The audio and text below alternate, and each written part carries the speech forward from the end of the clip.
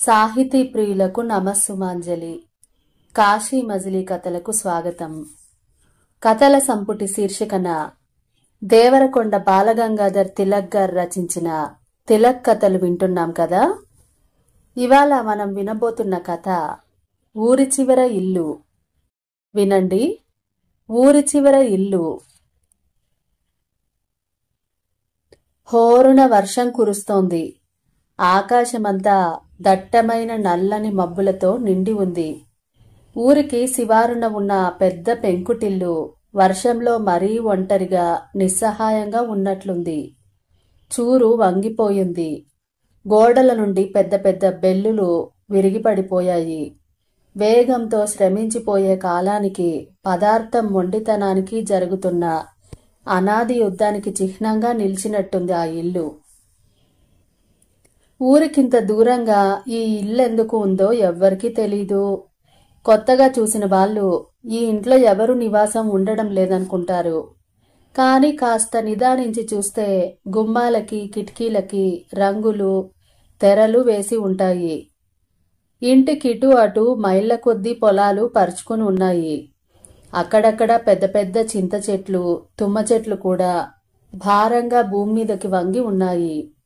వారం 10 రోజుల నుండి వర్షం అవిరామంగా ఏకధారగా కురుస్తోన్నందువలన ఆ ప్రదేశమంతా జలమయమైపోయింది. పొలాలన్నీ నీటిలో మునిగిపోయి ఉన్నాయి. వరి మొక్కలు చివర్లు మాత్రం కొన్ని నీటిపైకి కనబడుతున్నాయి. సాయంత్రం 4 గంటలైనా నల్లని మబ్బుల మూలాన్ని చీకటి పడిపోయినట్లు ఉంది. ఇంట్లో చీకటి మరీ చిక్కబడుతోంది. మండువాలో ముక్కాలిపీట మీద ఒక యువతి కూర్చుని కిటికీలోంచి ఎదురుగా ఉన్న రోడ్డుకేసి చూస్తూ ఉంది. ఆమె అలాగా చాలాసేపటి నుండి చూస్తోంది. 22, 23 సంవత్సరాల వయస్సు ఉంటుంది. తెల్లని చీర కట్టుకునుంది. ఆమె చూపులో ఒకరి కోసం నిరీక్షణ గాని, ఏ విధమైన కుతూహలం గాని లేదు. శూన్యంగా, విరక్తంగా ఉన్నాయి ఆ చూపులు. ఎదురుగా ఉన్న వర్ష దృశ్యం ఆమెలోని దిగుల్ని మరింత ఎక్కువ చేస్తోంది. రోడ్డంతా గతుకులతో, గోతులతో అసహ్యంగా ఉంది. గోతులన్నీ బురద నీటితో నిండి ఉన్నాయి. రోడ్డుకి ఇంటికి మధ్య ఉన్న పల్లపు నేలలో వర్షపు నీరు చేరుకుని చిన్న మడుగుల తయారైంది. ఆమె అలాగ చాలాసేపటి నుండి చూస్తూ కూర్చొనుంది. గంట నుండి 2 గంటల నుండి బద్ధకంగా, బరువుగా, దీనంగా, దిగులుగా. చూరు మీద వేసిన రేకు మీద వర్షం పడి టపటపమని మోటుగా చప్పుడవుతోంది. చూరు కిందకి వర్షం ధారలు ధారలుగా, జాలరు జాలరులాగా మీదకి పడుతోంది. మధ్య మధ్య వర్షపు జోరు తగ్గుతోంది. కాని అంతలోనే హెచ్చిపోతోంది. వర్షం హెచ్చడంతో గాలి కూడా పెట్టరేగిపోతోంది. విసురుగా వీచే చలిగాలికి తెలియకుండా ఆమె ఒంటి మీదకి పైట లాక్కుంటోంది. మొహాన పడే ముంగురుల్ని చేతివేళ్లతో వెనక్కి నెట్టుతోంది. ఇంటి లోపల నుండి మండువాలోకి ఓ ముసలి మనిషి వచ్చింది. ఆమె దేహంలో ఎక్కడా రక్తము, మాంసము ఉన్నట్టు లేదు. చర్మం ఎండి బిగుసుకుపోయి ఎముకలకు కట్టి లాగినట్టుగా ఉంది. మొహం వికృతంగా ఉంది. నోరు పెద్దదిగా, అసహ్యంగా ఉంది. గుంటలాంటి కళ్ళు, ముడతలు పడిన రెప్పల సంతుల్లోంచి ఆ కళ్ళు ఏవో తెల్లని పురుగుల్లాగా కదులుతున్నాయి. ముసలి యువతిని కొంతసేపు పరీక్షగా చూసింది. 4 అడుగులు వేసి ఆమె దగ్గరగా వచ్చింది. చిన్నగా దగ్గింది. యువతి ఆమె రాకని గమనించలేదు. ముసల్ది ఆమె భుజం మీద చేయి వేసి, పద పిల్ల, పద, లోపలికి పోయి పడుకో, ఏమిటి చూస్తావిలాగా అంది. యువతి మాట్లాడలేదు. నీకే చెప్తున్నాను, ఈ చలిగాలికి దగ్గో జ్వరమో వచ్చిందంటే చచ్చినంత పని అవుతుంది. లే, లోపలికెళ్ళి పడుకో. యువతి కిటికీలోంచి నిశ్చలంగా రోడ్డువైపు చూస్తూ ఉంది. నా మాట వినవు. ఎందుకు వింటావులే, ఎప్పుడైనా విన్నావు గనకనా. పోనీలే, నాకెందుకు అంటూ ముసల్ది లోపలికెళ్తూ ఆగి, శాలువా తీసుకురానా పిల్ల అని అడిగింది. వద్దు అంది యువతి. ఆమె గొంతులో కూడా అదే శూన్యత, అదే విరక్తి. ముసల్ది గొనుక్కుంటూ లోపలికెళ్ళింది. మళ్ళీ కాసేపట్లో తిరిగొచ్చింది. పోనీ పిల్ల, కాస్త టీ చేసి తీసుకురానా అంది. వద్దు అంది యువతి ముక్తసరిగా. సోద్యం సోద్యం అంటూ ముసల్ది లోపలికి వెళ్ళిపోయింది. వాన ఎక్కువైంది. వానతో పాటు గాలి ఉధృతంగా వీచింది. గుమ్మాలవి కిటికీలవి తలుపులు టపటపమని కొట్టుకున్నాయి. దూరంగా ఉరుములు మెరుపులు. 10 నిమిషాల్లో ముసల్ది చేత్తో టీ కప్పు పట్టుకొని వచ్చింది. యువతికెదురుగా ఉన్న కిటికీలో పెట్టి, తాగు పిల్ల, తాగు వచ్చి, ఒంటికి టీ నీళ్లు చాలా మంచివి అంది. యువతి విసుగ్గా ఆమె కేసి చూసి తల పక్కకి తిప్పుకుంది. చచ్చిన వాని కోసం ఏడిస్తే ఏమొచ్చిందే పిల్ల, వేలెడు లేడు మొదనష్టపు వెధవ, వాడి కోసం బెంగ పెట్టుకొని ఏడ్చేదాన్ని ఎప్పుడు చూడనే లేదు అంది ముసల్ది. ముసల్ది ఆగి ఆగి నిలిచి మాట్లాడుతోంది. మాటల్ని చేపల్లాగా కత్తిపీట మీద తరుగుతున్నట్లుగా అనిపిస్తోంది. కీచుగా ఉన్న గొంతు ఒంటి మీద పడి పాకుతున్నట్లుగా వెలపరం పుట్టిస్తోంది. వాన కురిసినప్పుడల్లా ఏవేవో జ్ఞాపకం వస్తాయి. కావలసిన వాళ్ల కోసం, దగ్గర వాళ్ల కోసం మనసు పోతుంది. వానలో ఒకళ్ళం ఉండలేం పిల్ల, ఉండలేం. నాకు తెలుసు. అయితే అటువంటి ఆలోచనల వల్ల లాభం ఉండదు పిల్ల. వానంటే భయం నాకు. వెదవ్వాన వెదవ్వాన అంటూ ముసల్దాగింది. ఆమె కళ్ళల్లో కోపం మసి బొగ్గులాగా మండబోయి మాడిపోయింది. ఎందుకే ఈ విచారం చచ్చిన వాడి కోసం? అసలు నీకు పిల్లలెందుకే? తెలివి తక్కువ దానివి కాని. అనుమానం కలగ్గానే ఏం చెప్పాను నీకు? ఎరకల దాని దగ్గర భలే మందులున్నాయి, తీసుకొస్తానంటే విన్నావా? నువ్వెందుకు వింటావులే నా సలహా? అలాగ పుట్టాడు అర్ధాయుషు వెధవ, ఇలాగ 3 నెలలకే చచ్చాడు. యువతి కళ్ళల్లో బాధ ఆకాశం మీద నల్లని మబ్బులాగా క్రమ్మింది. ముసల్ది ఊరుకోలేదు. నీ వయసులో పిల్లలు పుడితే నీ కేసి ఎవరు చూస్తారే ఈ రోజుల్లో?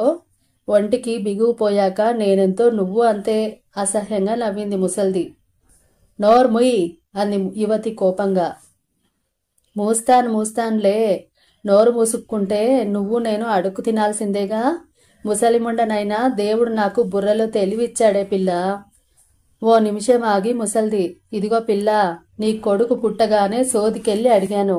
ఇటువంటి వెధవ పిల్లలు బతకరని తెగేసి చెప్పింది సోదే. ఒక తండ్రి ఒక వంశము లేని ముదనష్ట పిల్లలకి దేవుడు శాపం ఉంది, శాపం. నీ కొడుకే కాదు, ఈ ఇంట్లో ఎప్పుడు ఏ పిల్లాడు పుట్టి బతికిన పాపాన పోలేదు అంది. యువతి భయంతో విహ్వలంగా చూసింది.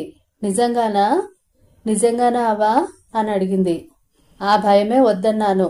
నీ వయసు నీ అందము ఉండి భయపడిన ఆడదాన్ని నేనెరుగను. ఇప్పుడు 4 రాళ్లు వేసుకోకపోతే ఇంకెప్పుడే పిల్ల? వచ్చిన ప్రతి వారిని వెళ్ళగొడతావు. ఎవల్లో రాజకుమారులు కాని నీకు నచ్చనే నచ్చరు. ఆసరగా ఉంటావని నేను నమ్ముకొని నేను బతుకుతున్నాను. నా మాట నేను కూడా నీకు చేదైంది. ముసల్దానికి తీవ్రత హెచ్చిపోతోంది. చేతులు ఊపుతూ ఇంకా ఇలాగంది. చచ్చిన వాళ్ళ కోసం చావలేం పిల్ల. నన్ను ముట్టుకోకు నా మాలకాకి అని కూర్చుంటే ఆకలితో మాడి చస్తాం. నీకేం దొరసాన్లాగా కబుర్లు చెబుతావు. అప్పుడు నేను ఆదుకోకపోతే నీ గతేమయ్యేదే?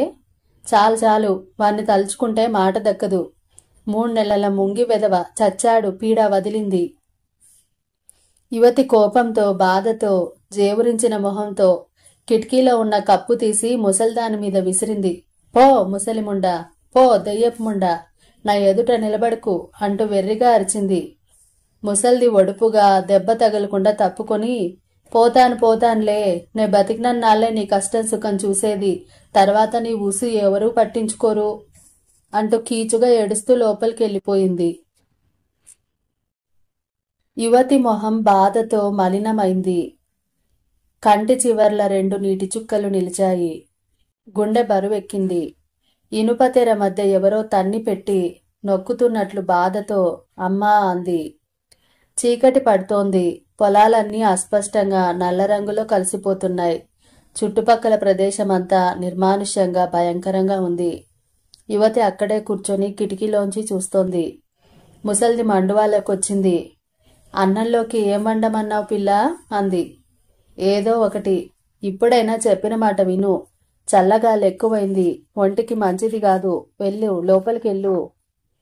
సర్లే, చిటికెలో వంట చేసి పిలుస్తాను. వేడివేడిగా కూడు తిన్నావంటే బలం వస్తుంది. లోపలికి పోయి శాలువ కప్పుకో అంటూ ముసల్ది వెళ్ళిపోయింది. యువతి బరువుగా నిట్టూర్చింది. కాని అక్కడి నుంచి కదల్లేదు. అలా కిటికీలోంచి చూస్తూనే ఉంది. కొండ చిలువలాగా మెలికలు తిరిగి తిరిగి చీకట్లో కలిసిపోయిన రోడ్డు వైపు. కొంతసేపటికి దూరంగా రోడ్డు మీద ఏదో ఆకారం అస్పష్టంగా కనిపించింది. దగ్గరవుతున్న కొద్దీ చేతిలో సూట్ కేసు, మరో చేతిలో గొడుగుతో రోడ్డు బురదలో కాలు ఈడ్చుకుంటూ వస్తున్న వ్యక్తి కనిపించాడు. గాలికి గొడుగు తిరగబడిపోతోంది. అతి ప్రయత్నం మీద గొడుగుని ఆ వ్యక్తి సమానంగా ఉంచగలుగుతున్నాడు. ఇంత వర్షంలో ఈ ప్రయాణం సాగించే బుద్ధిహీనుడెవరా అనుకుంది యువతి. అదే కాదు, రోడ్డంతా గోతులు పడుంది. చీకటి పడ్డాక ఈ దారిన వెళ్లడం ప్రమాదకరం. ఆ వ్యక్తి తన ఇల్లు కూడా దాటిపోయాడు. యువతి చప్పున లేచి మండువాలో నుంచి వీధి అరుగు మీదకు వచ్చింది. ఏమయ్యోయ్, మిమ్మల్నే, ఇలా రండి అని పిలిచింది గట్టిగా. ప్రయాణికుడు కొంచెంసేపు తటపటాయించాడు. మెల్లగా ఇంటివైపు తిరిగి వస్తున్నాడు. ఇంటి ముందు పల్లంలో మోకాలి మంటి నీరు ఉంది. ప్రయాణికుడు గొడుగు ముడిచి చంకన పెట్టుకుని మోకాళ్లపైకి పంచెలాక్కుని భయం భయంగా అడుగు మీద అడుగులేసుకుంటూ కాలవని దాటాడు. అరుగు మీదకి వచ్చి పెట్టని గొడుగుని కిందకి దింపి హమ్మయ్య అన్నాడు. ఆ వ్యక్తి ఆజానుబాహుడు. తెల్లని అతని బట్టల మీద బురద చింది అసహ్యంగా, హాస్యాస్పదంగా ఉంది. మొహం సరిగ్గా కనిపించలేదు యువతికి. నన్ను పిలిచారా అన్నాడతను అలసిన గొంతుతో. అవును, ఎక్కడికి వెళ్తున్నారు మీరు అంది యువతి. రైల్వే స్టేషన్కి. అబ్బో, స్టేషన్ ఇంకా చాలా దూరం ఉంది అంది యువతి. అయినా వెళ్ళక తప్పదుగా తడిసిన బట్టల్ని పిండుకుంటూ అన్నాడతను.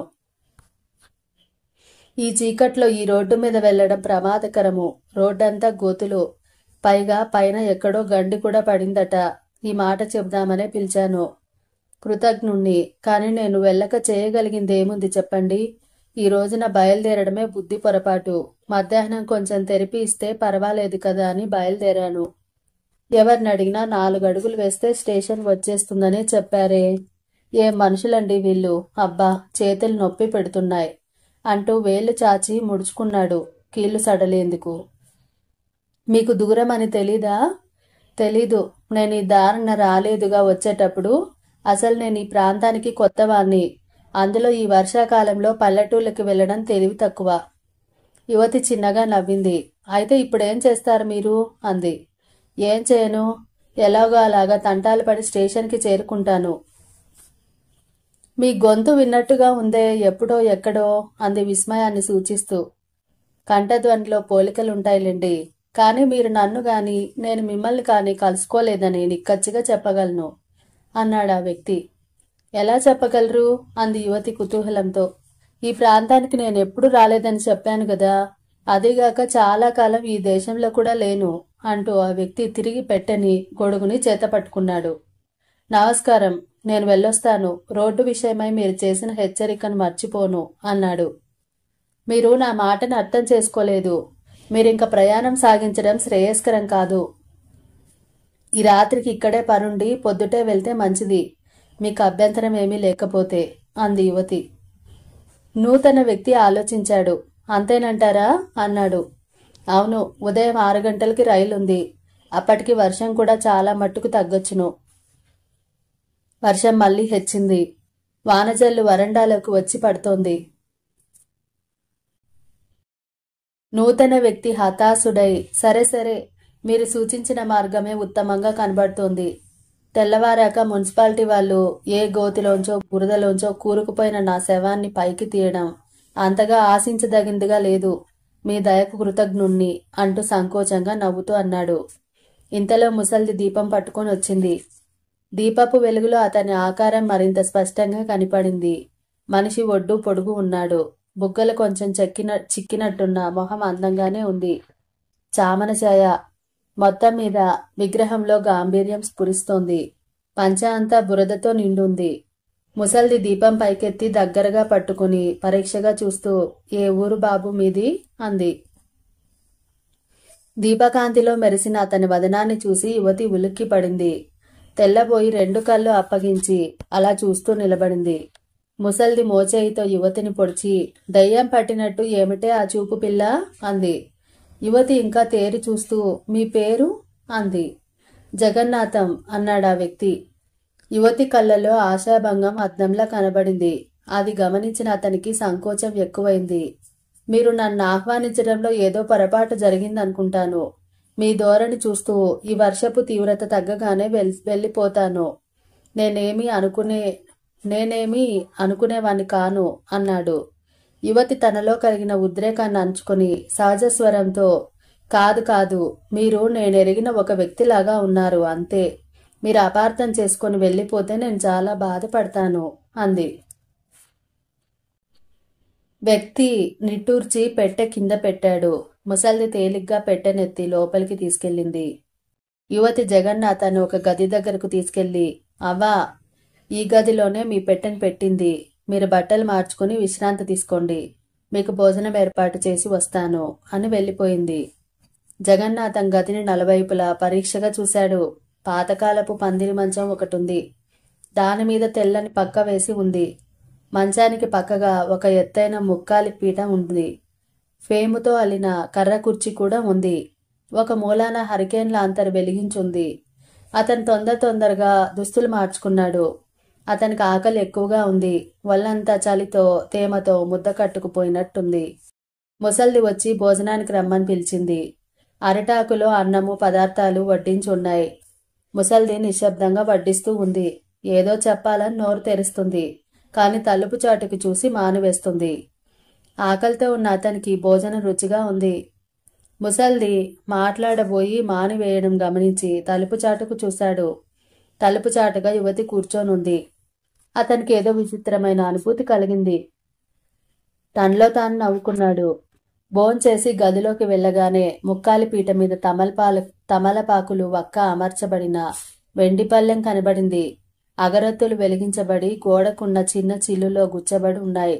తలవని తలంపుగా లభించిన ఈ ఆతిథ్యానికి ఆదరానికి అతనికి విస్మయానందాలు రెండూ కలిగాయి. కాసేపట్లో గుమ్మం వద్ద గాజుల చప్పుడు విన్నాను. తల పైకెత్తి, రండి, జన్మలో మీరు చూపిన ఆదరాన్ని మర్చిపోలేను. రైల్లోనో రైలు స్టేషన్లోనో తిండి తిప్పలేక పడి ఉండాల్సిన విధి నుండి తప్పించారు మీరు అన్నాడు. ఆమె సిగ్గుపడుతూ వచ్చి కుర్చీలో కూర్చుంది. జరీ అంచు లేత నీలం చీర ధరించింది. జుట్టును వదులుగా జడవేసి చివర్లు వదిలివేసింది. నొసట సన్నని ఎర్రని తిలకం ఆమె వదనానికి ఆకర్షణతో పాటు ఉదాత్తతను ఆపాదిస్తోంది. ఆమె కళ్ళు పెద్దవిగా జాలిగా మంచులో తడిసిన పద్మాల్లా ఉన్నాయి.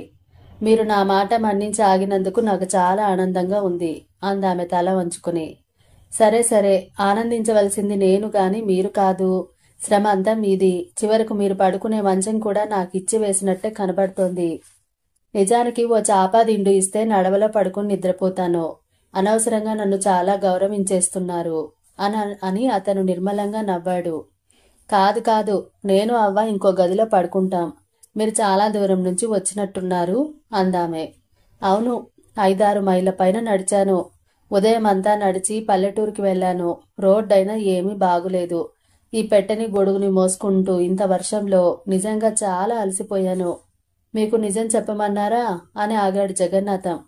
చెప్పండి అందామె ఓరగా చూస్తూ. ఈరోజంతా నాకు భోజనం లేదు. పల్లెకి వెళ్ళిన పని జరగలేదు అన్నాడతను విచారంగా. ఏం జరిగింది? నా మిత్రుడొకడు కష్టాల్లో ఉన్నాడు. నా అన్న వాళ్ళెవ్వరూ లేరతనికి. జబ్బుతో తీసుకుంటున్నానని 1,000 రూపాయలు సహాయం చెయ్యమని ప్రాధేయపడుతూ ఉత్తరం రాశాడు. ఆ జాబు నాకు చాలా ఆలస్యంగా అందింది. నేను ఒక్కొక్క ఊరే తిరుగుతుంటే ఆ ఉత్తరం నా వెనకాలే వచ్చింది. చివరికి మొన్ననే ఉత్తరం చేరింది. నేను సొమ్ము తీసుకుని ఎకాఎకిన బయలుదేరి ఈ రోజునే పల్లెకు వెళ్ళాను. కానీ నా మిత్రుడు 4-5 రోజుల క్రితమే పోయాడు. ఈ పూటకి నన్ను ఆగమన్నారు ఊళ్ళో వాళ్ళు. కాని నాకు మనస్కరించలేదు. బయలుదేరి వచ్చేశాను. ఇద్దరు కొంచెం సేపు మౌనంగా ఉన్నారు. ఈ విషాద కథనానికి దీపకాంతి కూడా కొంచెం తగ్గినట్లు అనిపించింది వారికి. ఆమె కంగారుగా బయట సర్దుకుని లేవబోయి కూర్చుంది. ఎప్పుడు ఏం జరుగుతుందో చెప్పలేం. చూడండి, ఆ పెట్టెలో 1000 రూపాయలున్నాయి. కాని అతను మాత్రం ఇక్కడెక్కడా లేడు అన్నాడతను నిట్టూరుస్తూ. గది అవతల చప్పుడైంది. ఎవరు అంటూ యువతి గుమ్మం వద్దకు వెళ్ళింది. పక్కగా ముసల్దుంది. ఏం అంది కోపంగా యువతి. పాలు కాచమన్నావా పిల్ల? అడిగింది ముసల్ది. ఇందాకనే చెప్పాను కదా కాచమని అంటూ యువతి వచ్చి కుర్చీలో కూర్చుంది. అతను దిండుకు చేరగిలబడి కూర్చున్నాడు. ఒకసారి ఇంటి కప్పుని గోడల్ని చూసి, ఊరికింత దూరంగా ఈ ఇల్లు ఉండడం తమాషాగా ఉంది అన్నాడు. అతను వచ్చే ఆవలింత నాపు చేసుకుని, మీకు వివాహమైందా అని అడిగాడు. హఠాత్తుగా వేసిన ఈ ప్రశ్నకి ఆమె ఉలిక్కిపడి, ఏమిటి అంది. మీకు వివాహమైందా? ఆమె జవాబు చెప్పలేదు. తల వంచుకుంది. తెలిసిందిలేండి. వివాహమైతే ఇంటి యజమాని ఉండేవారుగా. మీకు పెళ్లి కాలేదు అంతే కదూ? ఆమె కాలి బొటన వేలుతో నేలని గీస్తోంది. మీరు చాలా సిగ్గుపడిపోతున్నారే అంటూ అతను ఆవులింత నాపు చేసుకోబోయాడు. కాని ఆవులింత అతని ప్రయత్నాన్ని జయించి శబ్దం చేసుకుంటూ వచ్చింది. అతను చిటిక వేస్తూ, ఇంకా మీరు పెళ్లి చేసుకోలేదేం అని అడిగాడు. యువతి కుర్చీలోంచి సంభ్రమంగా లేచి, మీకు నిద్ర వస్తున్నట్టుంది, చప్పన పాలు కాచి తీసుకొస్తాను అంటూ తొందరగా గదిలోంచి వెళ్లిపోయింది. శుష్టైన భోజనము, మెత్తని పరుపు అలసిన అతని నరాలని దేహాన్ని లాలిస్తుంటే నిద్ర ముంచుకు వచ్చింది. హోరున వర్షము, ఒంటరిగా ఉన్న ఈ ఇల్లు, ఈ రాత్రి, ఈ ఆతిథ్యం గురించి వింతగా తలుచుకుంటూనే నిద్రలోకి జారిపోయాడు. చలిగాలి చూరుని జైమని శబ్దం చేస్తూ కొట్టుకుంటోంది. ఇంటి ముందు మడుగులో కప్పలు బెకబెకమని చప్పుడు చేయిస్తున్నాయి. వర్షం చూరు మీద ఉన్న రేకు మీద పడి దబదబా ధ్వనించేస్తోంది. అయినా వీటన్నింటినీ మించిన నిశ్శబ్దం ఆ ప్రదేశాన్ని ఆవరించుకుంటుంది. సుమారు ఓ గంటకి అతనికి మెలకువ వచ్చింది. గది తలుపులు తెరిచిన చప్పుడై ఒక కన్ను కొంచెం తెరిచి చూశాడు. యువతి అడుగులో అడుగు వేసుకుంటూ చప్పుడు కాకుండా వచ్చింది. ఆమె చేతిలో పాల గ్లాస్ ఉంది. మెల్లగా, ఏవండి అంది. జగన్నాథన్ నిద్ర నటించాడు. ఆమె మళ్ళీ, ఏవండి పాలు తీసుకుంటారా అంది. అతనికి మెలకువ రాకపోవడం చూసి పాల గ్లాసు ముక్కాల పీట మీద పెట్టి అలమార్లో ఉన్న ప్లేట్ ఒకటి తీసి మూత పెట్టింది. అడుగులో అడుగు వేస్తూ గుమ్మం వరకు వెళ్ళింది. ఆమెకేదో ఊహతోచి ఆగిపోయింది. సంకోచంతో మంచం వైపు చూసింది. అతనంతా కనిపెడుతూనే ఉన్నాడు. ఆమె మూలనున్న దీపాన్ని అతని ముఖానికి దాదాపుగా ఎత్తి పట్టుకుని పరీక్షగా చూస్తూ నిల్చుంది. అతని కుతూహలం ఎక్కువైంది. కాని అనుకోకుండా చటుక్కున కదిలాడు. ఆమె కంగారుగా దీపం కింద పెట్టి వెళ్లిపోబోయింది. అతను కళ్ళు తెరుచుకుని ఏమీ ఎరగనట్టు, ఎవరది అన్నాడు. ఆమె ఆగింది. అతను లేచి కూర్చుని కళ్ళు నిలుముకుని, ఓ మీరా అన్నాడు. తన చేష్టల్ని పరికించాడేమో అన్న శంకతో తడబడుతూ, మీకు పాలు తీసుకొచ్చాను అందామె. పాలు తాగుతూ, మీరెందుకింత దయ చూపిస్తున్నారో అర్థం కావడం లేదు అన్నాడు. ఆమె నవ్వి, మీరు గోరంతలు కొండంతలు చేస్తున్నారు. మేం చేసిందేముంది చెప్పండి. ఇంత భోజనం పెట్టి పడుకోవడానికి ఇంత జాగా చూపించడం కూడా ఘనకార్యమంటారా అంది. అతను నిట్టూర్చి, నిజంగా ఘనకార్యమే. నా జీవితంలో ఎన్నో రాత్రులు భోజనము వసతి లేక గడిపినవి ఉన్నాయి అన్నాడు. నిద్ర వల్ల చిక్కిన స్వస్థతతో బలంతో అతనిలో ఉత్సాహం ప్రబలింది. ఈ అపరిచిత యువతి వైపు తాను నిమిషానికి ఆకర్షించబడుతున్నట్టు తెలుసుకున్నాడు. ఆమెను పరీక్షగా చూశాడు. నొసట ముంగుర్లు చెదిరి పడుతున్నాయి. ఇందాక వదులుగా ఉన్న జడని సిగగా చుట్టింది. ఆమె దేహంలో సౌకుమార్యము, యవనోల్బనము రెండూ గోచరిస్తున్నాయి. లేత నీలం చీరలో ఆమె ఒంటి సొంపులు పొందికగా అమరి ఉన్నాయి. అన్నిటికన్నా ఆమె కళ్ళు ఎక్కువగా అతన్ని ఆకర్షించాయి. ఆ కళ్ళలో అపారమైన జాలి, కరుణ స్ఫురిస్తున్నాయి.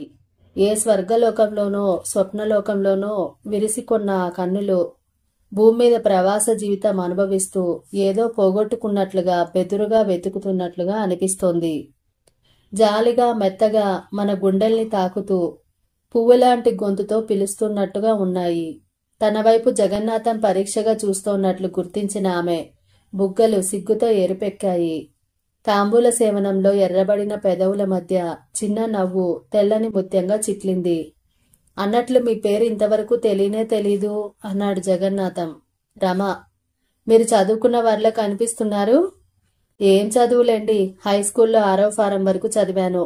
అది కూడా పెద్ద చదివేనంటారా అని ఆమె అతన్ని చూసి, సరే కబుర్లు పెట్టి మీకు నిద్రాభంగం కలిగించాను, వెళ్ళిపోతాను అని లేవబోయింది. నిద్ర తేలిపోయిందిలేండి. అదిగాక కబుర్లు మొదలు పెట్టిన వాణ్ణి నేను. నా దోషాన్ని మీరు నెత్తిమీద వేసుకుంటున్నారు అన్నాడతను. ఆమె నవ్వి, భలేవారే అంది. మీ గొంతు హాయిగా ఉంది, మీరు పాడగలరా?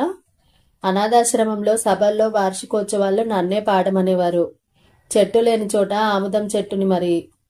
అనాథాశ్రమమా? ఆశ్చర్యంగా అడిగాడతను. అవును. తల్లి తండ్రి చిన్నతనం నుండి మీకు లేరా? లేరు. ఆమె తల వంచుకుంది. అనుచిత ప్రసక్తి తీసుకువచ్చానేమో అన్న భయంతో మాట మార్చాలని ఏమీ తోచక, చాలా చలిగా ఉంది అన్నాడు. అవును అందామె. అతను ఫక్కున నవ్వాడు. ఎందుకలా నవ్వుతారు? అందామె తెల్లబోయి. మరేమీ లేదు. ఏ ప్రశ్న అడిగినా నేనే అడుగుతున్నాను. మీరు అవును కాదు అని ముక్తసరిగా సమాధానం ఇచ్చి ఊరుకుంటున్నారు. నేనెవరినో ఏమిటో తెలుసుకోవాలనే స్త్రీ సహజమైన కుతూహలం కూడా లేదా మీకు? ఆమె అతనికేసి వింతగా చూసి ఊరుకుంది. నిజం చెప్పండి. ఇందాక నా పేరు అడిగి తెలుసుకున్నప్పుడు మీలో కలిగిన ఆశాభంగం స్పష్టంగా కనిపించింది. ఎంచేత? జగన్నాథం అడిగాడు. మీరు విజయుడిలాగా ఉన్నారు అని పైట చెరుగు వేలికి చుట్టుతోంది. విజయుడెవరు? ఆమె సమాధానం చెప్పేలోగానే మళ్ళీ ఇలా అన్నాడు. మీలో నాకొక విచిత్రమైన అందం కనబడుతోంది. మీరంటే నాకు నాకు మాట కోసం జగన్నాథం తడబడ్డాడు. ఆమె జాలిగా అందంగా చిన్నగా నవ్వింది. అతను మళ్ళీ అడిగాడు. మీకు పెళ్లి కాలేదు కదూ? లేదని ఆమె తల ఊపింది. మరెందుకు చేసుకోలేదు మీరు రమా? ఆమె మౌనంగానే ఉండిపోయింది.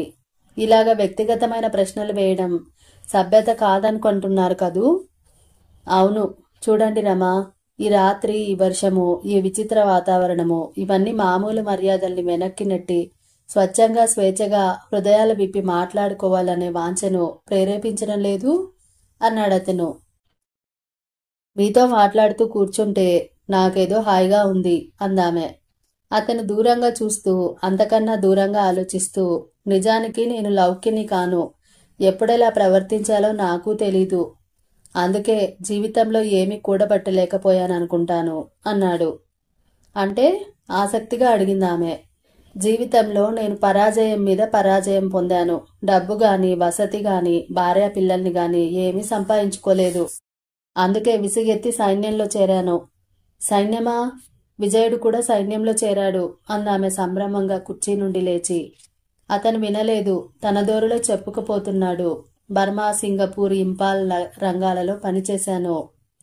కానీ అక్కడ నాకు సుఖం లేదు. తుపాకీ మందు వాసన, చావులు, యూనిఫారము, అంతే. అసహ్యం కలిగింది. ఎలాగోలాగా బయటపడి ఇదివరకు ఆపుచేసిన చదువును మళ్ళీ మొదలుపెట్టాను.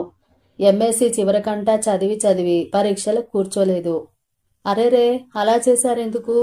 ఆ రోజు నా పరీక్షలనగా నేను అద్దెకున్న గది తాలూకా ఇంటావిడ అటక మీద నుంచి పడింది. తల మీద బలమైన గాయం తగిలి స్పృహ తప్పి పడిపోయింది. ఆమెకు 5 ఏళ్ల పిల్ల ఒక్కర్తుంది. అస్తమాను నా గదిలోకొచ్చి కూర్చుని ఆడుకునేది. పాప మా పిల్ల ఒకటే ఏడుపు.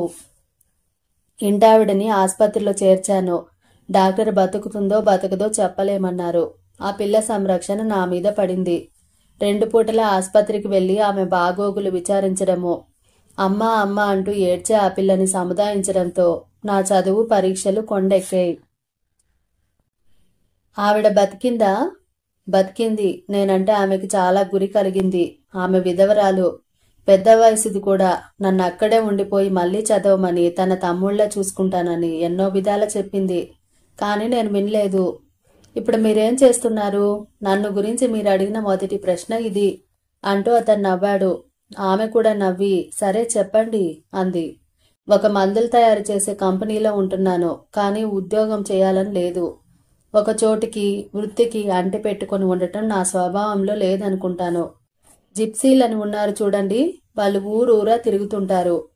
అటువంటి ప్రవృత్తి ఏదో నాలో ఉందనుకుంటాను. ఏమిటో చెప్పలేను. ఈ దేశాన్నే విడిచి వెళ్ళిపోవాలనుంది. బర్మాకో, సింగపూర్కో. వద్దు, వెళ్ళకండి అని ఆవేశంతో అందామె. చటుక్కున సిగ్గుపడిపోయింది. అతను తెల్లబోయి చూశాడు. ఆమె అర్థం లేకుండా గబగబా వెళ్లి కిటికీ తలుపులు తెరిచింది. చలిగాలి కొరడా జలిపించినట్టుగా లోపలికొచ్చి తగిలింది. అబ్బా చలి, తలుపులు వేసేయండి అన్నాడు జగన్నాథం. వాన చాలా మటుకు తగ్గింది అంటూ తలుపులు వేసి ఆమె వచ్చి కుర్చీలో కూర్చుంది. అతను నవ్వుతూ ఇలా అన్నాడు. ఇందాకటి నుంచి మీరు నా ప్రశ్నకు జవాబు చెప్పకుండా దాటుకుపోతున్నారు. చెప్పండి, మీరు పెళ్లి చేసుకోరా? నన్నెవరు చేసుకుంటారు? ఆమె నీరసంగా అంది.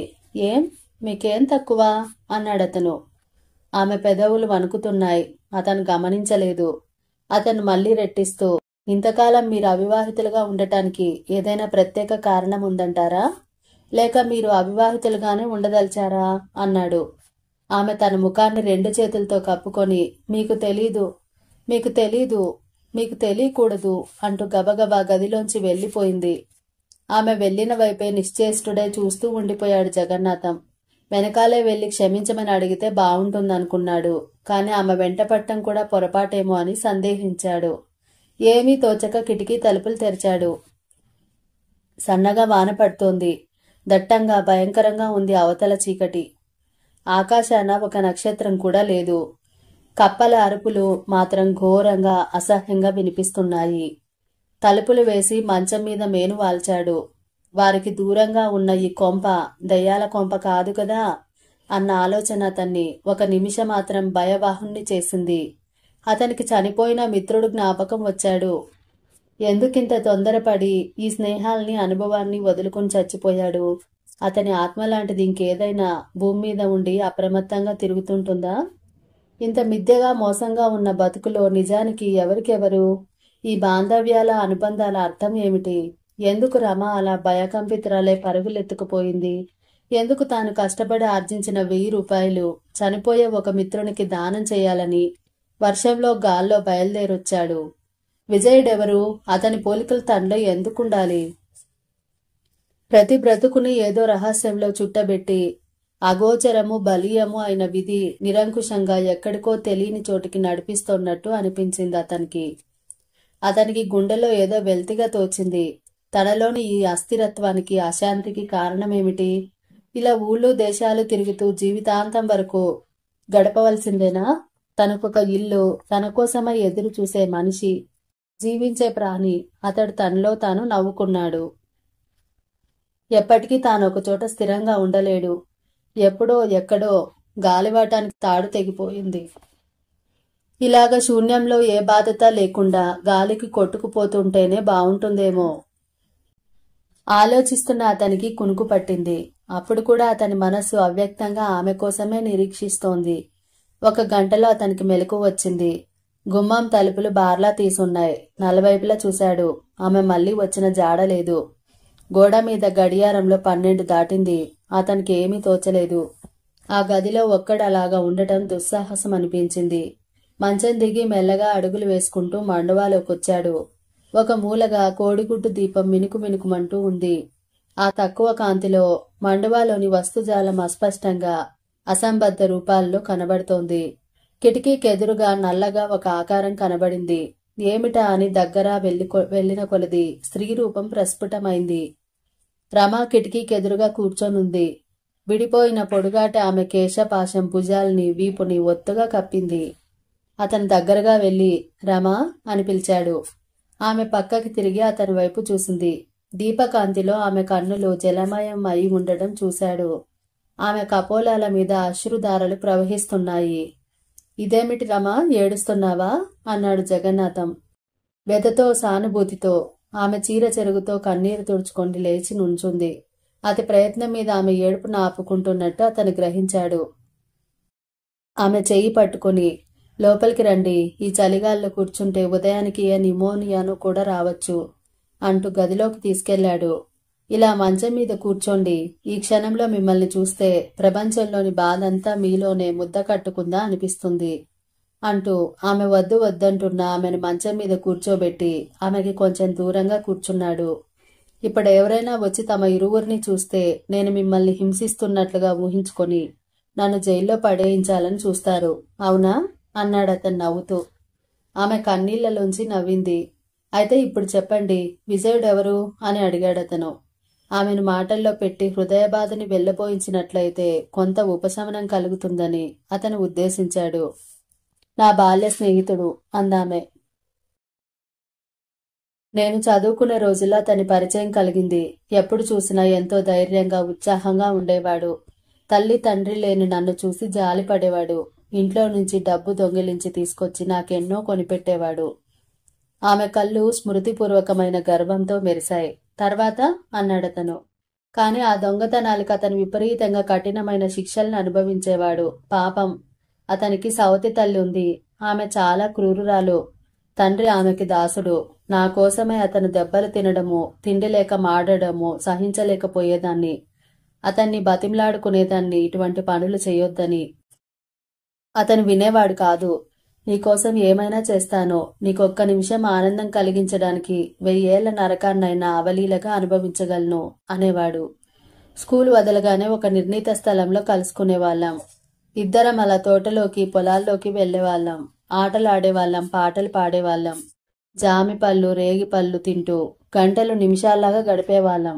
స్వచ్ఛమైన అనంతమైన నీలాకాశం కింద వెచ్చని, పచ్చని, మెత్తని భూమి మీద ఎన్నో స్వప్నాలు కనేవాళ్ళం. నన్నే పెళ్లి చేసుకుంటాననేవాడు, నన్నే ప్రేమించాననేవాడు. చీకటి పడ్డాక అనాథ శరణాలయానికి బిక్కుబిక్కుమంటూ వెళ్లేదాన్ని. అక్కడ వార్డెన్ పెద్ద పులిలాగా నా కోసం కనిపెట్టుకుండేది. భోజనం లేకుండా చీకటి గదిలో నన్ను తోయించి తాళం వేసేది. రాత్రంతా ఏడుస్తూ బాధతో, భయంతో గడిపేదాన్ని. కాని తెల్లవారిందా, ఎప్పుడు సాయంత్రం అవుతుంది, ఎప్పుడు విజయాన్ని కలుసుకుంటానని నిరీక్షిస్తూ ఉండేదాన్ని. అతనొక్కడే నా ఆశ, నేను బతకడానికి గల అర్థం. కాని మనం ఊహించినట్టుగా, కోరుకున్నట్టుగా ఎక్కడైనా జరుగుతుందా చెప్పండి? రోడ్డంతా సవ్యంగా చదునుగా ఉన్నట్టే ఉంటుంది. కాని మలుపు తిరిగేటప్పటికీ బ్రహ్మాండమైన ఆఘాతం నోరు తెరుచుకుని అప్రమత్తుడైన పాందుణ్ణి అమాంతం మింగివేస్తుంది. అక్కడ ఎర్రని అక్షరాలతో అపాయం అని బోర్డు కూడా ఉండదు. ఇంటా బయట కూడా విజయుడికి పరిస్థితులు దుస్సాహమయ్యాయి. బిఏ చదువుతుండగా అతనికి వివాహం చేయడానికి సవతి తల్లి దీక్ష వహించింది. అన్ని స్థిరపరిచింది.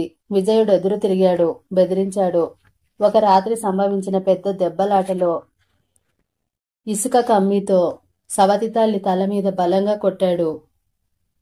ఆమె పరిస్థితి ప్రమాదకరంగా ఉంది. రాత్రికి రాత్రి విజయుడు పరారీ అయిపోయాడు. తండ్రి పోలీసులకు రిపోర్ట్ ఇచ్చాడు. అతని ఆచూకీ దొరకలేదు. 3 నెలల అనంతరం నాకు ఉత్తరం వచ్చింది. అందులో 2 వాక్యాలున్నాయి. తాను సైన్యంలో చేరినట్టు, బతికి బాగుంటే ఎప్పుడో ఒకప్పుడు కలుసుకుంటానని మాత్రం రాశాడు. అంతే, యుద్ధం ముగిసింది. ఎన్నో ఏళ్లు గడిచిపోయాయి. కానీ ఈనాటి వరకు అతని జాడలేదు. ఆమె గొంతు క్రమక్రమంగా క్షీణము, గాద్గదికము అయిపోయింది. ఆమె కాసేపు ఆగి మళ్లీ ఇలా చెప్పింది. ఓసారి చెట్టు మీద నుంచి పడినప్పుడు విజయుడికి నెమరు కనత పక్కగా గాయం తగిలింది. క్రమేణా అది మచ్చగా మారింది. ఆమె జగన్నాథం కేసి తీవ్రంగా చూసింది. అదిగో అక్కడ మీకు ఏదో మచ్చ ఉంది. మీరు విజయుడు కాదా? చెప్పండి, నిజం చెప్పండి. నన్ను మోసగించకండి, నన్ను బాధ పెట్టకండి అంది ఉద్రేకంగా, దీనంగా ప్రాధేయపడుతూ. జగన్నాథం ఆమెని పరిస్థితిని అర్థం చేసుకున్నాడు. శాంతంగా, నేను నీ విజయుణ్ణి కాదు రమా, అలా చిన్నపిల్లల్లాగా ఉద్రేకపడిపోవడం మంచిది కాదు అన్నాడు. గది గుమ్మం దగ్గర ఎవరో నడిచినట్టు చప్పుడైంది. ఇద్దరూ అటువైపు చూశారు. ఎవరూ లేరు. అతను తిరిగి ఆమెను ప్రశ్నించాడు. అనాథాశ్రమంలో మిమ్మల్ని ఎవరు చేర్పించారు? నాన్న అందామె. మీ తండ్రిని ఎరుగుదురా? ఎరుగుదును. ఆయన ఉండగా ఆయనే స్వయంగా మిమ్మల్ని శరణాలయంలో చేర్పించవలసిన అవసరం ఏముంది? అదంతా ఒక గాథ. ఆమె బరువుగా నిట్టూర్చింది. అంటే? నాన్న చాలా దుఃఖజీవి, సంస్కారవాది, విప్లవాది కూడా. తక్కువ కులస్తురాల్ని పెళ్లాడటం వలన బంధువర్గము, సమాజము, పెద్దలు అతన్ని వెలేశారు. నాన్న ఆ రోజుల్లో ఒక రహస్య విప్లవ సంఘంలో సభ్యుడిగా ఉండేవాడు. ఎన్నోసార్లు జైలుకు వెళ్లి తప్పించుకు వచ్చేవాడు. ఒకసారి పోలీసులకి ఈ సంఘానికి పెద్ద కొట్లాట జరిగింది. అందులో నాన్న తుపాకీ దెబ్బ వల్ల గాయపడ్డాడు. దాని ఫలితంగా ఒక కాలు శస్త్రచికిత్స చేసి తీసేశారు. కుంటివాడు, అనారోగ్యవంతుడైన తండ్రి అమ్మను నన్ను పోషించలేకపోయేవాడు. అమ్మ బెంగతో వ్యాధితో మరణించింది. నాన్న చేసిన త్యాగాన్ని, దేశసేవని ఎవరూ గుర్తుంచుకొని కాస్తైనా సహాయం చేయలేదు. కళను ఆధారంగా చేసుకుని పొరుగుళ్ళు వెళ్లి యాచన చేసి నన్ను పోషించేవాడు. క్రమేణా నాన్నకి జీవితం మీద విరక్తి కలిగింది. బతకడమే పెద్ద బరువు అయిపోయింది. ఒక రోజున అర్ధరాత్రి నిద్రపోతున్న నన్ను లేపి తనతో రమ్మన్నాడు. నాకప్పుడు 7-8 ఏళ్ల వయసు. తనతో కూడా చీకట్లో నడిపించుకు వెళ్లాడు. ఎత్తైన ప్రహరీ గోడల చుట్టూ ఉన్న ఒక పెద్ద ఇంటికి తీసుకెళ్లాడు. అదే అనాథ శరణాలయం. శరణాలయ నిర్వాహకురాల్ని మా నాన్న బాగా ఎరుగునట. ఆవిడకి నన్ను అప్పగించాడు. ఆమె చేతికి ఒక ఉత్తరం ఇచ్చి పెద్దదాన్నయ్యాక నాకిమ్మన్నాడు. ఒక చేత్తో కర్ర నానుకొని ఒక చేత్తో నా చుబుకం పట్టుకొని కన్నీళ్లతో, అమ్మడు, ఇక నుంచి ఈవిడే నీకు అమ్మ, జాగ్రత్తగా ఉండమ్మా అని శిరస్సు మీద ముద్దు పెట్టుకుని కర్రని టకటకమని చప్పుడు చేస్తూ వెనక్కి తిరిగి చూడకుండా వెళ్లిపోయాడు. నేను భయంతో నాన్న నాన్న అని గట్టిగా అరిచాను. ఆ ఆక్రోశం చీకట్లో మారుమోగింది. ఉదయానికి నాన్న ఆత్మహత్య చేసుకున్నట్టు ఊరంతా చెప్పుకున్నారు. ఆమె బాధతో కంపించిపోతుంది. మంచం పట్టెని గట్టిగా నొక్కి పట్టుకుంది. ఇంకా ఇలా చెప్పుకుపోయింది. ఇప్పటికీ ఆ పిలుపు చీకటి వేళలా హృదయ విదారకంగా ప్రతిధ్వనిస్తున్నట్టే ఉంటుంది నాకు. ఆశ్రమ నిర్వాహకురాలు చాలా దయాహృదయం గల మహిళ. ఆవిడే ఉంటే నా బ్రతికిలాగా అయిపోయి ఉండేది కాదు. కాని 2 సంవత్సరాల అనంతరం ఆమె కూడా చనిపోయింది. ఆ ఉత్తరంలో ఏమని రాశాడు మీ నాన్న అని అడిగాడు జగన్నాథం. నేను జీవిత సమరంలో చిత్తుగా ఓడిపోయానమ్మా. అందుకే నిన్ను దిక్కులేని దానిగా, ఒంటరి దానిగా చేసి పోతున్నాను. కాని ఒక్కటి మాత్రం మర్చిపోకు, నీ తండ్రి ఏం చేసినా ఒక ఆదర్శం కోసం, ఒక విశ్వాసం కోసం చేశాడు. అంతేగాని నీచమైన మోసమైన ఏ పని చెయ్యలేదు. ఏ లోకంలో ఉన్నా నీ సుఖాన్ని అభివృద్ధిని కాంక్షిస్తుంటాను అని రాసి ఉంది అందామె. దుఃఖపూరితమైన ఈ గాథతో గాలంతా బరువెక్కినట్లు అనిపించింది అతనికి. ఇద్దరు కొన్ని నిమిషాలు మౌనంగా ఉన్నారు. అతనే మళ్ళీ ప్రశ్నించాడు. మరి ఈ ఊరు ఎలా వచ్చావు రమా? ఈ అవ్వెవరు? ఆమె సంకోచంతో అశ్రు నయనాలెత్తి చూసింది. చెప్పురమా, నా దగ్గర ఏం చెప్పడానికి నీకు సంకోచం అనవసరం. ఈ విషయాద యాత్రలో నేను ఒక సహచరుడినే అన్నాడు జగన్నాథం. విజయరాముడు, అది విజయుడు అసలు పేరు. వెళ్లిపోయాక నాకు బ్రతుకంతా శూన్యమైపోయింది. అతని తలుచుకుని రోజు ఏడుస్తూ బెంగగా ఉండేదాన్ని. ఆశ్రమం అప్పుడు స్వార్థపరుల చేతుల్లో ఉండేది. నానా కష్టాలు పడేవాళ్ళం. బ్రతుకు దుర్భరమైపోయింది. అప్పుడు ఆగిందామె. అప్పుడు ఒక పెద్ద మనిషి తీయని మాటలు చెప్పి నమ్మించి నన్ను ఈ ఊరు తీసుకొచ్చాడు. ఇక్కడ హోటల్లో మకాం పెట్టారు. ఒక రోజున ఉదయం లేచి చూసేటప్పటికి అతగాడు పెట్టెతో బెడ్డింగుతో మాయమయ్యాడు. కట్టుబట్టలతో ఉన్న నన్ను వీధిలోకి గెంటేశారు. అవమానంతో ఆకలితో చచ్చిపోదామనుకుంటున్న నన్ను అవ్వ చూసింది. అప్పట్నుంచి ఇక్కడ అవ్వతో ఉంటున్నాను. అవ్వ నీకేమీ కాదన్నమాట. కాదు. అయితే నువ్విక్కడ అని అతను ఏదో అనబోతుంటే ఆమె చేతులతో తన ముఖాన్ని కప్పుకుని, ఇంకా నన్నేమీ అడగకండి, నన్ను చంపకండి అని వెర్రిగా కేకలు వేసింది. జగన్నాథం తెల్లబోయాడు. ఆమె మంచం మీద బోర్లా పడి వెక్కి వెక్కి ఏడుస్తుంది. ఆమెకి ఉపశమనం బదులు తీవ్రమైన దుఃఖాన్ని కలిగించానే అని బాధపడ్డాడు జగన్నాథం. తెల్లని పక్క మీద ఆమె జుట్టు విప్పిన నెమలిపురిలా ఉంది. వేటగాడి బాణం చేత దెబ్బతిన్న కపోతంలాగా విలవిల్లాడుతోందామె. అతనికి ఏం చేయాలో తోచలేదు. ఇబ్బందిగా దిక్కులు చూశాడు. అతని మనస్సు సానుభూతితో, జాలితో నిండిపోయింది. అనుకోకుండా అతని కళ్ళు 2 తడి అయినాయి. ఎన్నాళ్ళ నుంచో దాచుకున్న ఈ అపరిమిత దుఃఖాన్ని విజయుడిలాగా కనబడే తన ముందు ఒక ఆత్మీయతను అనుభవించి బహిర్గతం చేసిందనుకున్నాడు. సుకుమారంగా పువ్వులాగా ఉన్న ఈమెకి ఇంత బరువుని ఇన్నాళ్లు మోయగల శక్తి ఎక్కడి నుంచి వచ్చిందా అని ఆశ్చర్యపడ్డాడు. ఎన్ని సుఖాలు సదుపాయాలు ఉన్నప్పటికీ మనసులోని ఒంటరితనం ఎంత భయంకరంగా ఉంటుందో అతనికి తెలియవచ్చింది. అది పెద్ద సహారా ఎడారిలా వ్యాపించి ఉంటుంది. అక్కడ నీళ్లు దొరకవు, అడుగుజాడలు కనబడవు, బ్రతుకు వాసన ఉండదు. అక్కడ మండే కాలే ఇసుక మాత్రం అనంతంగా పరుచుకొని ఉంటుంది. ఎవరూ ఆ ఎడారిలో ఉండలేరు, బ్రతకలేరు. తనలో రమలో ఆఖరికి అవ్వలో కూడా ఎడారి. ఆ ఇసుకలో కాళ్ళు మాడుతూ బ్రతుకు నీడ్చుకుంటూ నాలుక పిడిచకట్టుకుపోతుంటే వయాశిస్సుల కోసం కొన ఊపిరితో కూడా వెతుక్కుంటూ ఉంటారు. ఈ ఆలోచనతో క్షణమాత్రం అతనికి స్వరంగాలు, సర్వాంగాలు కనిపించాయి. అతను నిలదొక్కుని ఏడుస్తున్న రమకేసి చూశాడు. ఆమె వీపు మీద చెయ్యి వేసి రమా అని మృదువుగా పిలిచాడు. ఆమె మాట్లాడలేదు.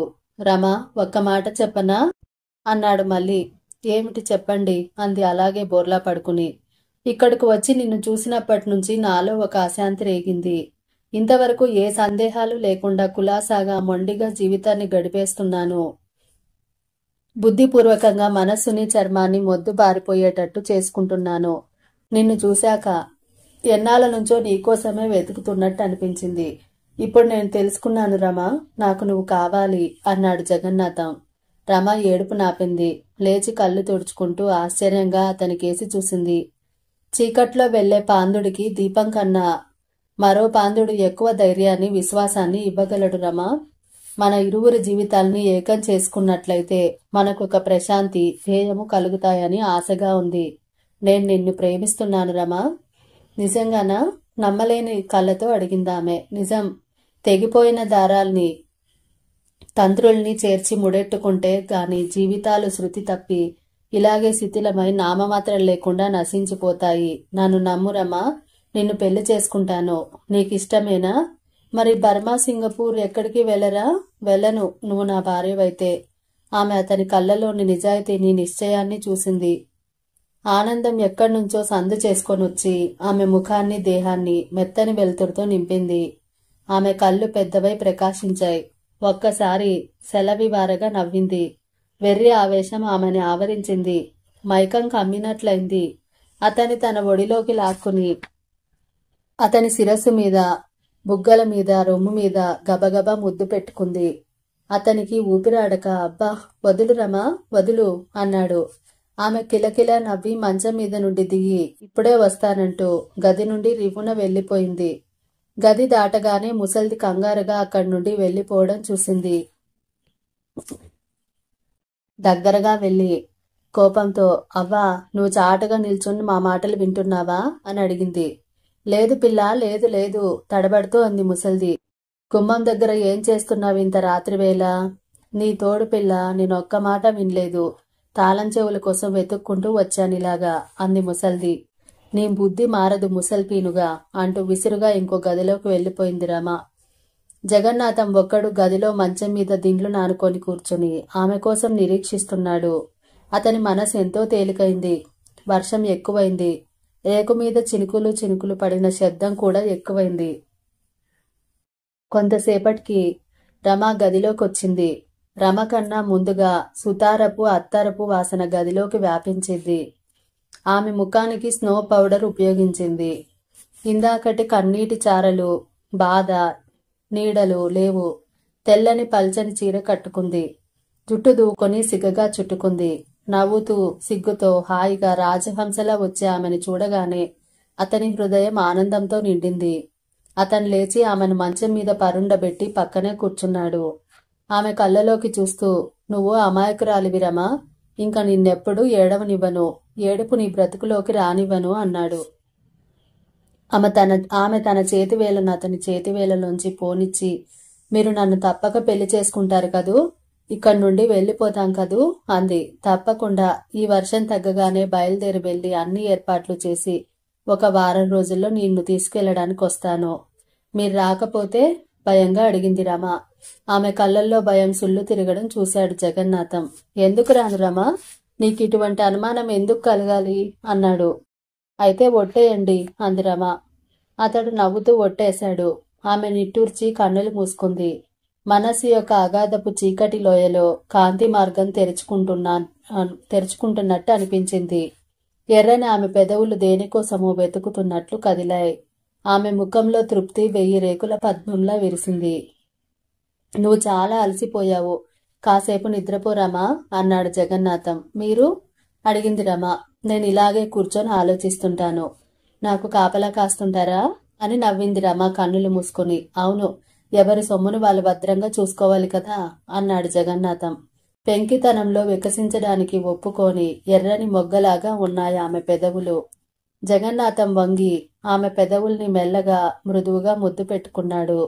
రమ అతని చేతిని తీసుకొని తన గుండెల మీద పెట్టుకుంది. అతని చేతి మీద తన చెయ్యి వేసింది. ఈ చెయ్యి ఇలాగే ఉంచండి, ఇంక నాకు భయం లేదు, హాయిగా నిద్రపోతాను అంది రమ. అతనేవో కబుర్లు చెబుతూ ఉంటే నిద్రలో లీనమైపోయింది. ఈ విచిత్ర సంఘటన గూర్చి, తన హఠాన్ నిర్ణయాన్ని గూర్చి ఇంకా విస్మయంగా ఆలోచిస్తున్నాడు జగన్నాథం. అతని చెయ్యి ఆమె గుండెల మీదనే ఉంది. ఆ చేతి మీద ఆమె చెయ్యి ఉంది. అలా ఎంతసేపు కూర్చొని ఆలోచించాడో అతనికే తెలీదు. గది గుమ్మం దగ్గర ఎవరో తచ్చాడుతున్నట్లుగా అనిపించి నిదానించి చూశాడు. ముసల్ది సైగ చేస్తుంది, రమ్మని చెయ్యి ఊపుతోంది.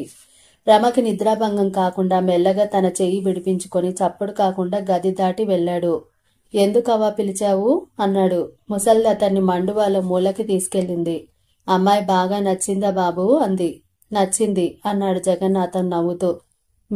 ముసల్దాని కళ్ళు కుత్సితపు ఊహతో సన్నగా ముడుచుకున్నాయి. వెకిలిగా నవ్వి, మా రాజులు మీరు, గొప్ప గొప్ప ప్రభువులు అంది. జగన్నాథం రమ లేస్తుందేమోనని త్వరగా చెప్పవా అన్నాడు. ఆమె నమ్ముకున్న హస్తాన్ని ఆమె గుండెల నుండి తీయడం కూడా ఏదో దోషంలాగా అనిపిస్తోంది అతనికి. నువ్వే కాదు బాబు, ఏ అయ్యే చూసినా నచ్చిందన్నవాడే గాని వేరు మాట పలికినవాడు లేడు. ఒక రాత్రికి 200, 300 ఇచ్చిన మహారాజులే అందరూ. అందరిలాంటిది కాదు బాబా నా పిల్ల. వజ్రం, వైడూర్యం, దాని ఒళ్ళు, దాని రుచి మీలాంటి ప్రభువులకి తెలుస్తుంది. అందుకే అయినవాణ్ణి కానివాణ్ణి గుమ్మం ఎక్కనివ్వదు. ఎంచుకోవడంలో దానికున్న తెలివి గొప్పది బాబు.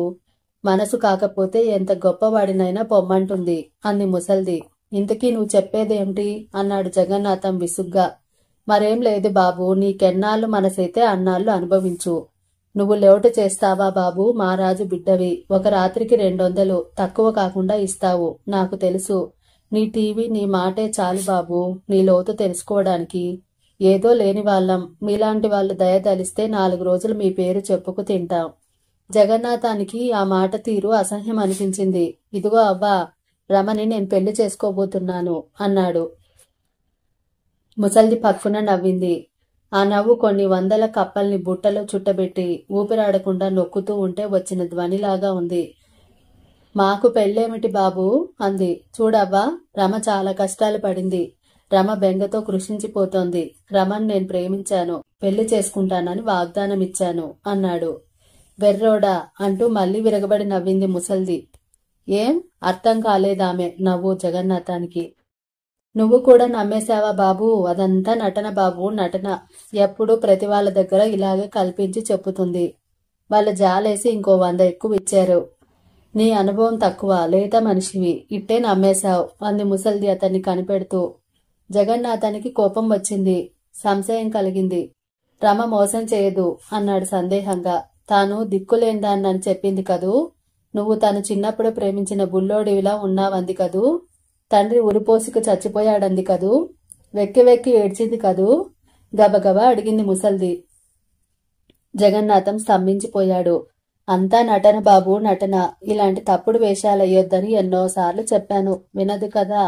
నాకిలాంటి అబద్ధాలు వేషాలు నచ్చవు బాబు. మన మామూలు మనకి చాలు.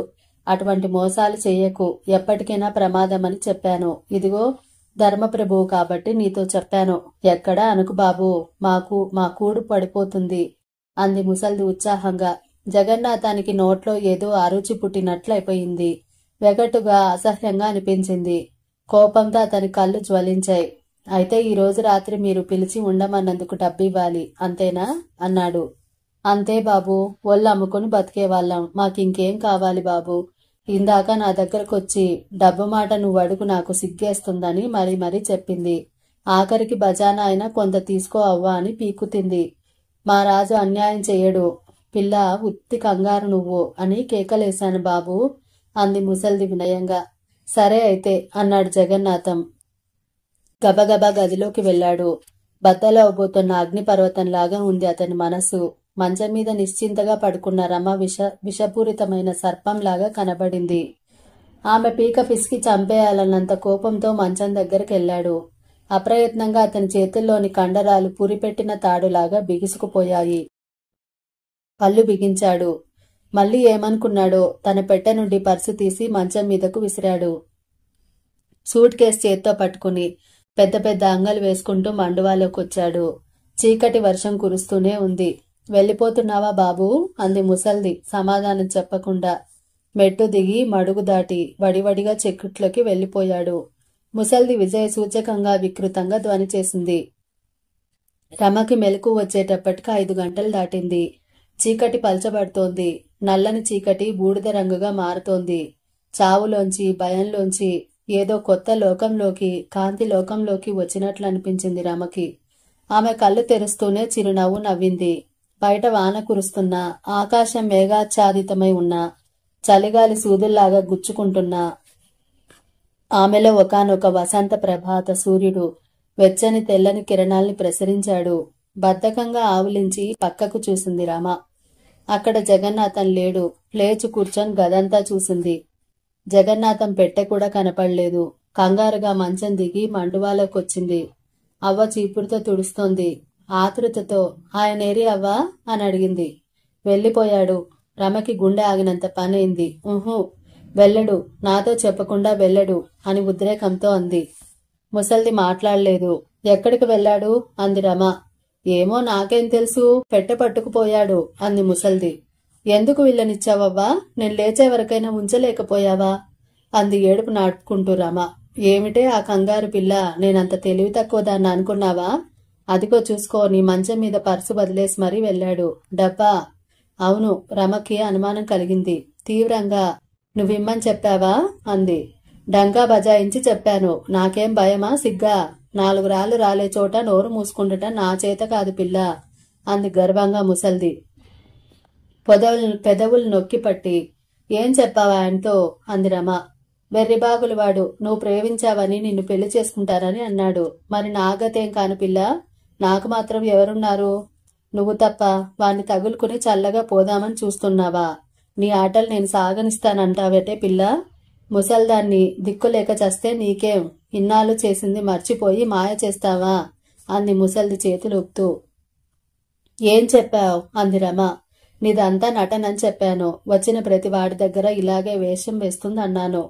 ఆముదం తాగినట్టయింది అబ్బాయి మొహం అంది ముసల్ది కళ్ళు చికిలిస్తూ నవ్వుతూ. రమకి కాళ్ల కింద భూమి బద్దలైపోతున్నట్టు అనిపించింది. ఆమెకి దేవుడి మీద, మనిషి మీద విశ్వాసం ఒక్క పెట్టున తుడిచికి పెట్టుకుపోయినట్లు అనిపించింది. కళ్ళు తిరిగి పడిపోతున్నట్టు ఆమె గోడను ఆనుకొని నిలబడింది. ముసల్ది అనునయంగా, మగవాళ్ల మాటలు నమ్మి చెడిపోకు పిల్ల. అప్పుడు నేను నిన్ను ఆదుకోకపోతే నీ గతి కుక్కలకి నక్కలకి కూడా పట్టేది కాదు. ఈ వయసులో 4 రాళ్ళు కూడా పెట్టకపోతే ఇంకెప్పుడే పిల్ల? పోయి చూసుకో. నీ మంచం మీదకి పర్సు గిరవాటేసి పోయాడు. ఎంత సొమ్ముందో చూడు అంది. ముసలి పీనుగా, దొంగముండ, పిశాచముండ అంటూ రమ వెర్రి కోపంతో ముసల్దాని మీద పడి దబా దబా తల మీద ఒంటి మీద మొత్తేసింది. ముసల్ది తప్పించుకొని పారిపోబోయింది. నా కొడుకు నువ్వే చంపావు, నా బ్రతుకు నాశనం చేశావు అని వెర్రిగా అరుస్తూ అక్కడున్న ముక్కాలి పీటని ముసల్దాని మీదకి విసిరింది. అబ్బా అని ముసల్ది నిలువున కిందకి కూలబడిపోయింది. ఆమె తల మీద నుండి నెత్తురు ప్రవాహంలా కారుతోంది. బలమైన దెబ్బతో ముసల్ది స్పృహ తప్పి పడిపోయింది. రమ తిన్నగా గదిలోకెళ్ళింది. మంచం మీద పర్సును తీసి చూసింది. ఒక అర నిండా నోట్లు కుక్కి ఉన్నాయి. ఒక అరలో జగన్నాథం ఫోటో ఉంది. ఆ పర్సు పట్టుకొని వెర్రిదానిలాగా అలాగే నిల్చుకొని పోయింది. ఆమె చేతులు వణుకుతున్నాయి. కనులమ్మట అశ్రువులు ఏకధారగా ప్రవహిస్తున్నాయి. మూర్తీభవించిన ధైన్యంలాగా నిలబడిన ఆమెకు పరిజ్ఞానం నశించింది. ఒక్కసారిగా పరిగెత్తుకు వీధిలోకి వచ్చింది. చేత్తో పర్సుని గట్టిగా పట్టుకుంది. మడుగులో దిగి వేగంగా రోడ్డు మీదకొచ్చింది. వర్షం సన్నగా పడుతోంది.